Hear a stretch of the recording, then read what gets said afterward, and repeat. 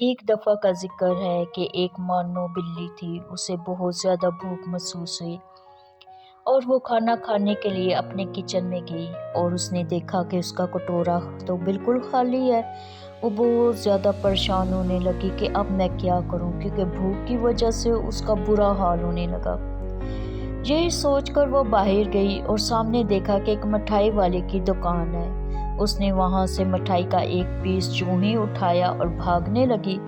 تو دکاندار لاٹھی لے کر اس کے پیچھے بھاگا اور اسی اثنا میں اسے ایک لاٹھی بھی ماری اور اس کا زخم آ گیا اور مٹھائی کا پیس نیچے گر گیا۔ وہ یہ دیکھ کر رونے لگی، بہت زیادہ رونے لگی، اس کے آنسو آنے لگے اور وہ اپنا زخم چاٹنے لگی اور اس نے فیصلہ کیا کہ اب میں نے کبھی بھی چوری کر کے نہیں کھانی،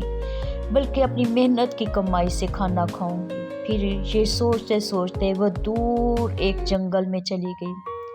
جنگل میں جا کر اس نے دیکھا کہ ایک کیلے کا درخت لگا ہوا ہے۔ اس نے وہاں کیلے کے درخت پر چڑھنے کی کوشش کی،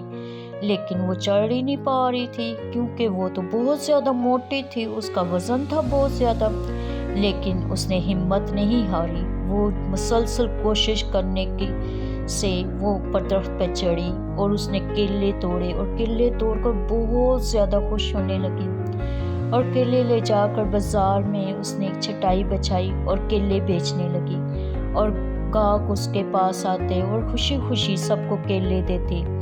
اور کیلے بیچ کر جو اس نے پیسے کمائے تھے ان پیسوں سے اس نے کھانا لیا، گھر جا کر آرام سے سکون سے